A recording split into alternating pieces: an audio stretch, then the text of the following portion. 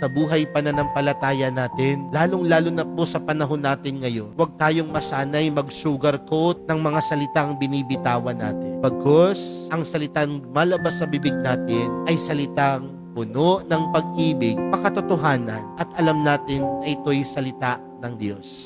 Huwag tayong matakot magsalita ng tama at mabuti. Dahil kagaya ng ating napakinggan sa ating unang pagbasa, may Diyos na hindi magpapabaya. May Diyos na tunay na kasama natin sa ating buhay. Kaya po sa pagpapatuloy po ng ating banal na misa, para sa araw na ito, dalawang bagay po ang ipinapaintindi sa atin. Una, mga kapatid, ang salita ng Diyos ay salita na nagbibigay aral sa atin.